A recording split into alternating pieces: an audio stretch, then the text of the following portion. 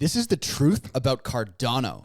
We're about to reveal some crazy facts about Cardano that you don't know about. Welcome to the Bean Pod. This is your place for all things stocks and crypto. From beginner tips to expert picks. Use this as fuel for your investing journey, because when you're in the know, your money will grow.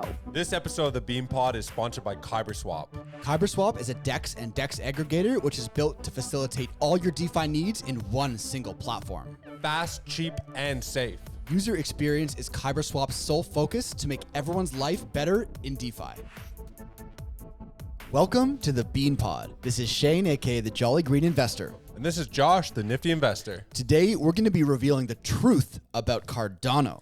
We're going to reveal some crazy facts about Cardano that maybe you're not familiar with. This is the number 8th ranked crypto with a $19 billion market cap. Does it deserve it? What's under the hood here? Yeah, so I mean, look, Cardano it's a topic of discussion in the crypto world. I feel like you either love it or you hate it. Now, we're going to take an unbiased approach, as we always do in this Truth About Crypto series. We're going to talk about the technology, the real world use cases, the founder, the tokenomics, everything about Cardano to make an informed decision whether it's going to be in our portfolio or not. So make sure to watch this one until the end. And hit the like, subscribe, notifications on, all that good stuff that helps get this video to the rest of the viewers. So Cardano is, one of the OG Ethereum killers, right?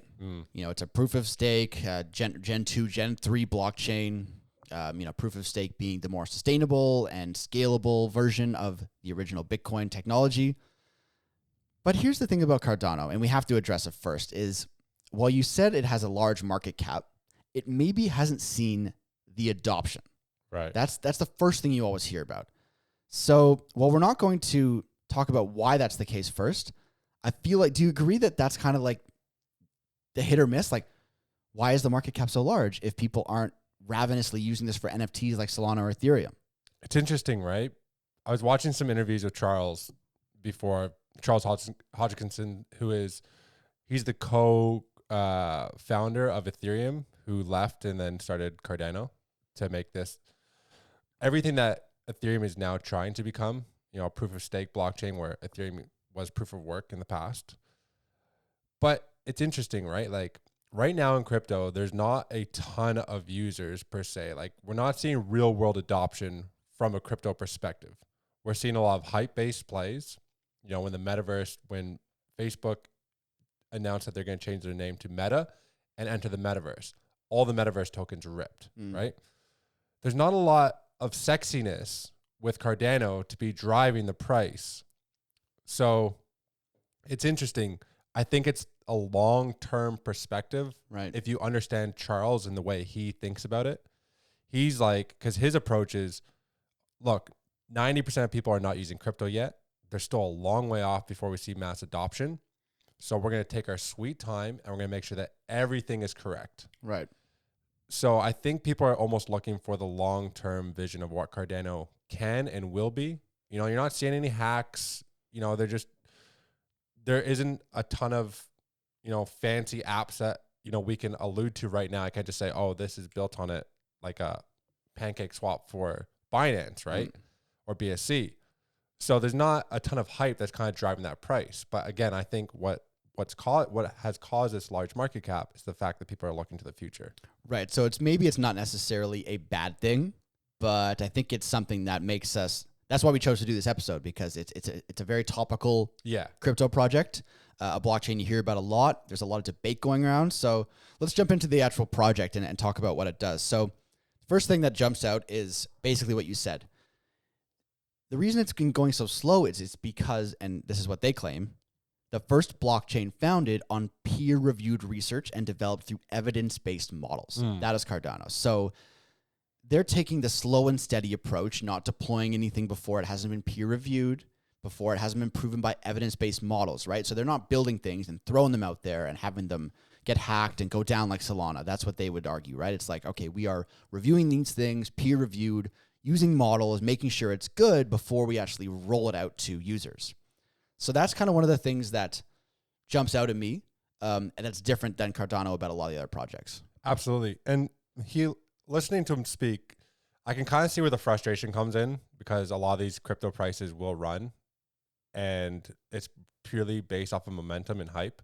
Whereas these guys are taking the time with the peer-reviewed articles and scholarly individuals from all around the world. I think they have 400 plus developers or employees, quote unquote, across 50 different countries. So they're bringing all this information, right, and trying to build this ecosystem that is going to be long lasting. It's here for the future. And he alludes to the fact that governments they care about consistency, security, all these things that really matter. And what they're going after is the developing nations. When you start to dig into a lot of their dApps that are being built, they're trying to bring DeFi to these communities that are unbanked, because there's 3 billion plus people around the globe right now who don't have access to financial institutions. So you need to have all this in place if you're going to bring on where they're targeting, like in Africa, for example. You need to ensure that this thing is superior to the rest of the technologies that are out there, because you're going to have these individuals doing peer-to-peer banking without a banked, right? So it has to be perfect. Right. So when you go onto the use cases section of their website, so basically what you were talking about there, so this is what they list. There's education. You can use Cardano for academic certificates. Retail, anti-counterfeit. Agriculture for supply chain for anti-counterfeit. Governments for ID issuing and verifiability. Finance for KYC onboarding. You can see the trend here, right? It's all about like verifying IDs. Healthcare, anti-counterfeit medications. It says the World Health Organization estimates that 50% of all medications sold online could be fake. So it's all about, Cardano seems to be targeting, at least for the moment, verifying things, making sure they're real and stuff like that. Yeah. However, all of these things link back to just basically one product that's come out of Cardano. It's called the Atala Prism ID technology. So it's this one thing, it's this ID technology that they're just extrapolating these use cases out of. And the only real world case study that I found is with the Ethiopian Ministry of Education, right? Where it's currently actually being used presently. Correct. So it's nice that they have all these potential use cases, but for a coin with a market cap of how big? 20 billion. 20 billion, you would maybe want to see a little bit more real world adoption. Yeah. And another red flag for me is that a lot of the links were broken on the website. Ooh. That's not good. The official Cardano website, you click on something and it's like, oh, error. Brings you to another website, oh, page removed. And it's like, okay, I'm looking at a small cap gem and it's a $10 million market cap. Okay, the website maybe isn't perfect. Yeah. But hey, man, when I'm on the Cardano website, I want things to be working perfectly. You're talking about a top 10 project here. What's going on? I know there's, was it the IOHK? I was on that website and all the articles are from like 2020. It's like stay up to date with Cardano and everything that we're developing. And some of the last articles I could find on there are like from 2021. So why is there no more updates? Yeah. On on like their number one partner? It's not great. Right? It's not a good look. No. Not a good look. So already we're seeing, okay, I think we can agree that I like that potential use case. Although it is just one potential use case. They do also have, you mentioned the one product, they do have a Atala Scan and Atala Trace as well. Okay, so it's all similar stuff that every blockchain is attempting to do, So Atala Prism, I found for their education, immutable, tamper-proof certifications is really important for job seekers. So you can't forge your resume and then get into a job and then it's like, oh, well, this guy really can't do his gig. Right. They have Atala Scan. This is something that we alluded to in previous episodes where it ties into the blockchain. So you can figure out if the product is actually real or not. Was it manufactured in the right location, like they said? And then they have Atala Trace, which is tracking like fruit and veg. Are they organics? Or is it organic or not? Or is it just getting a label put on it? So they do have these things, yes. But to your point, there is a couple red flags specifically to why they're not staying up to date on their website, which is the number one place where everybody's going to go to research. Yeah. I mean, if you're looking for a supply chain coin, you might as well just get Morpheus. Yeah. Right? Yeah. Tiny market cap. Partner with FedEx and DHL. Yeah. So, look, it's nice to see that they have a vision for their project. And when you dig into the actual technology they have at Cardano, it's called Ouroboros. So that's every blockchain has like their own version of scaling and sharding and near protocol with the sharding. Cardano has Ouroboros, which processes transaction blocks by dividing chains into epochs. Okay. Which are further divided into time slots. And you hear about different blockchains. They all kind of solve this problem in different ways. Like Polkadot with the parachains, and then it's all about scalability. So that's the way that Cardano is doing it. And it's nice to see that they have their own proprietary technology, which will help with scalability. But going back to the adoption.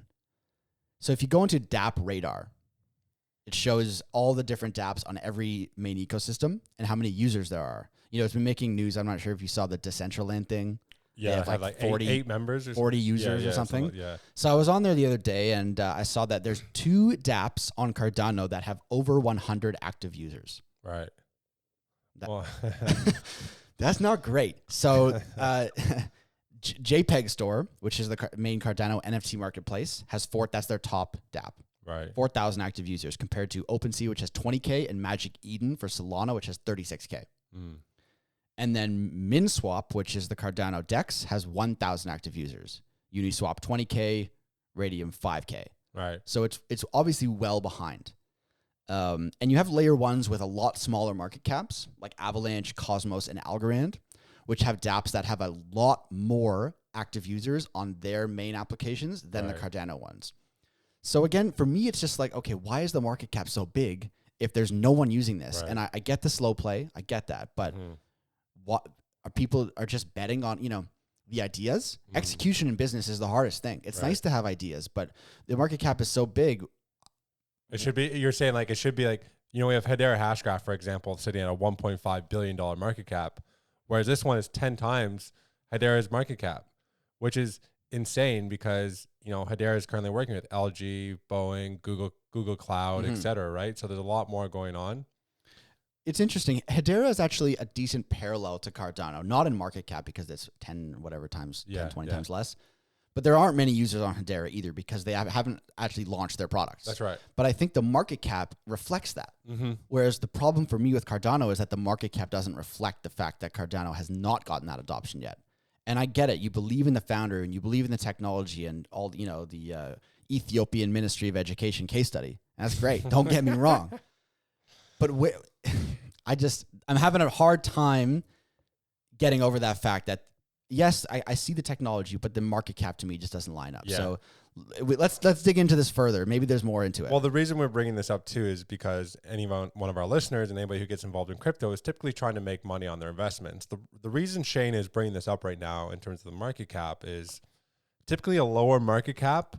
If you can find a really good project that has a ton of users, a ton of growth, a ton of development, like for example, we had Nader on, the founder of DeSo, a decentralized social media blockchain. It's a layer 1, super low fees.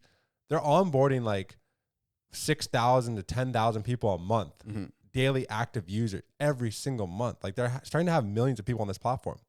That has a $200 million market cap. So when you're trying to grow your money, which is, what we try to do on this podcast, is find really good projects. You're not going to get a 5x or a 4x or a 10x out of Cardano anytime soon. But you can find them with something that has like a $500 million market cap that is seeing serious growth. Yeah. Right. So that's why we're speaking to the market cap here at Cardano. Although it's funny you mentioned about the market cap and growing. I'm just going to pull it up right now on my computer real quick. Cardano has been nuking lately, like going down more than most other altcoins. It's below every support that I can identify in the chart. It's down all the way to 37 cents. Like that is a fire sale for all things considered from it was at, $3. Yeah. It's down 90-something%, right? So like maybe it is cheap. I don't know, but. So, okay. Well, here, a couple things I could speak to then that might ease the investors of Cardano. One thing I like about their technology is they do upgrade. So it's the compatibility aspect. So they do sometimes when Ethereum made its change from POW to POS, and some of the different Ethereum ERC20 tokens weren't working properly, and you had to go onto these websites and whatnot. So You can lose compatibility. The good thing with Cardano is that every time they make an upgrade, you can still use the previous dApps from the fork that just occurred. Right. So imagine like you can still use Windows 7 apps on Windows 8. So that's the great thing. You can still go back in time and utilize old dApps within the ecosystem. That's one thing that I think makes Cardano special. For sure. All right, well, let's move on to another interesting topic that we always like to bring up on these Truth About Crypto series is the founder. So Charles Hoskinson, as you already mentioned, he was a co-founder of Ethereum. He was one of the original 5 founders with Vitalik Buterin in 2013 for Ethereum. Now, Vitalik Buterin and the Ethereum team removed Hoskinson in 2014 because there was a disagreement. Charles wanted to make Ethereum commercial for profit. And Vitalik said, no, it needs to be not for profit for it to be truly for the people. That was the main disagreement. So then Charles left, created Cardano. Now, there's a lot of things that have come out about Charles over the past year and a bit that have made me, I don't know if I want to say not trust him, but we look for red flags in founders and teams, right? And so when you see that he's claimed he had entered a PhD program and dropped out at a university that does not have that program, and that they verified that he attended as a half-time undergraduate math major, but did not earn a degree. He then claimed to repeatedly have worked for the Defense Advanced, or DARPA, and then DARPA said he had not. He continually bashes other projects. It doesn't seem like he's trying to bring the crypto community together, which is what we like. Yeah. He seems like a very, conflicting kind of guy. So for me, it's not the kind of person I want to invest my money in. 2 things there. Maybe they should introduce Atala Prism on Charles himself. Yeah. To prove where he went to school and the jobs that he's like, hey, here, use your own technology. No, I can't. No, it's true. And and the other thing is, I think because his vision is so long, like he's looking way down. Okay, he's a developer, right? A lot of these computer guys are not necessarily the most, they don't have the same communication skills that maybe a sales guy has or, a front of house work at a restaurant. So he has 1 + 1 = 2 and wants to do it a certain way. He just can't communicate it effectively or efficiently to the people who he's trying to convince this idea to. So I can see how he becomes very defensive. And with him having such a long-term view on his project, and he's in it for the next 20 years, right? I can see him being frustrated when he sees other projects that are garbage, like Solana, for example. When you see that coin ripping and he's like, this thing is trash. And his token price is just going down and down and down. I can see the frustration, I believe Cardano has a little bit of a cult following. When you're viewing and watching your leader, if you will, verbalize the way he does to, the different crypto communities, it kind of rubs off on the community. And then it creates like this toxic environment. Yeah, but I still don't trust him. I mean, he's lying about where he went to school. He's lying about his job past. What else is he lying about? Yeah, exactly. What's going on in the background of Cardano that he's not telling us? Yeah. When you lose my trust as an investor, it's very hard to bring it back. Especially when there's, 4,000 other coins that you could invest in. Exactly. So let's maybe flip a little bit and talk about what's been going on lately. So they just did their hard fork. So the technology is being upgraded. Hydra Layer 2 solution, which will make Cardano even more scalable, is in the works. They have a massive community, over 3.5 million across social media. And apparently, I don't know if you trust this, there's over 1,000 open source projects building on Cardano. Right. It's actually one of the most popular communities for developers on GitHub, which is like the code platform. So there are a lot of people building on it, and there are a lot of things happening in the background, but there's just not a lot of real world adoption. Right. So, I mean, it just depends on, I guess, your time frame for an investor, because I'm not going to sit here and say this is a completely trash project that has no future, because they're going after some interesting areas that blockchain can provide technology for solutions. The government, the ID, the verification, all that kind of stuff. I like that. but it's very speculative at this point with the market cap. Especially at the speed at which they like to develop. You know, it might pay off in the long run of, you know, the whole blockchain world and the whole crypto world. But right now, it's not. And I think you're going to start to lose people because they're going to be frustrated over the speed at which the jobs are getting done. Mm-hmm. You know, it's a fine line between getting everything right, but also getting it out the door. Yeah. I feel like, I almost feel like Kevin O'Leary on Shark Tank. And it's like a business comes that the technology is interesting, but the founder is asking for a valuation for investment. That is just ridiculous. You know, I'll offer you 10% for $100 million. Yeah. And he'd be sitting like, there how many sales do you have? Exactly. How many sales do you have? Oh no, 0. Well, get fucked. Like, you know what I mean? That's kind of how I look at when I see Cardano flashing there on Binance. It's like, buy me. Yeah. I'm like, no sales, no buy. This is my favorite altcoin to short. 88 down's been boom pretty good lately. Yeah. So I don't know. Is there anything else that you've uncovered about Cardano that can maybe flip my opinion? One thing I know now you've planted the seed of lack of trust. It's tough for me to believe anything. So what they say is anything. I do like the fact that there's a lack of venture capitalists behind Cardano. The reason he claims that there's a lack of venture capitalists behind is because he wants fair distribution of the ADA coin. And venture capitalists, they always want, okay, when can I get in? How can I get out? How much money am I going to make? When's the unlock? They didn't have all that. So because they try to make it so fair, there's not a ton of venture capitalists behind it. Right. So I do like that aspect. And I do want to I found, wouldn't be the Bean Pod or Beanstalk without a couple small cap gems. If you're not going to get into Cardano, check one of these out. Yeah. These are 2 projects built on Cardano. Okay, yep. And I think they're worth noting. All right. The first one is the World Mobile Token.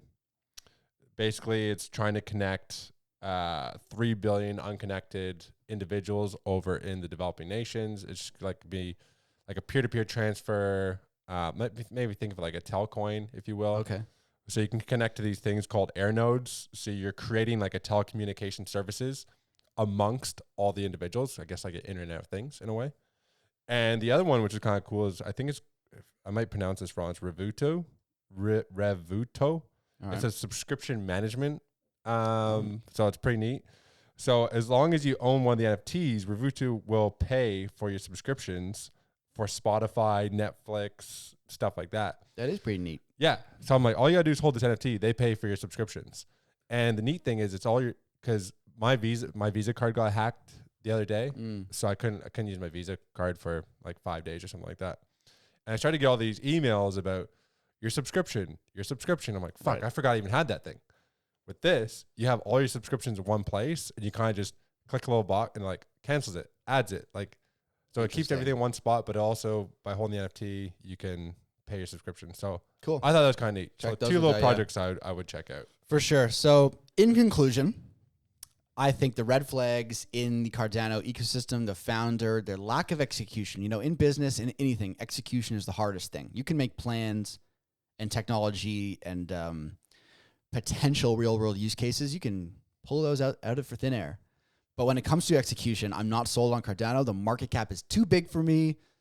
I'm not saying it's not going to pump. You know, it's one of the names everyone knows. It's on every exchange. When crypto comes back eventually, I'm sure it'll pump because the whole market will pump. But for me, for a long-term blockchain that's going to give me a good risk to reward ratio, return on my investment, I'm out. Cardano, the market cap's too high for me. That's just it. From a market cap perspective, in the short to midterm, I'd also take the exact same philosophy and won't be putting any money into Cardano because there are, like we said, and there's a lot that we've alluded to, other layer ones that are doing a lot of the exact same things, but we're also seeing the adoption. Yeah. You know, so that's pretty much it. I mean, like, look, for everyone that's watching this episode right now, if you've watched to the end, let us know what projects you want us to do a truth about coverage on. We're always looking for your favorite projects. We want to uncover the truth about the projects that you want to hear about. So comment them below and we'll get it done. And let us know anything we missed in this episode about Cardano, because there's a lot of smart people who are watching these episodes, and you might be in the Telegram group or, you know, might have heard something that we haven't caught on to.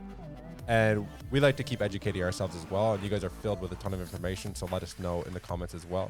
And then make sure you tune to the next episode. Ooh, that one's going to be a banger.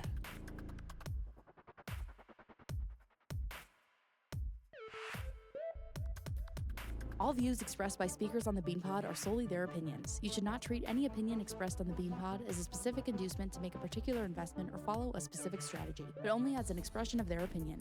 This podcast is for informational purposes only.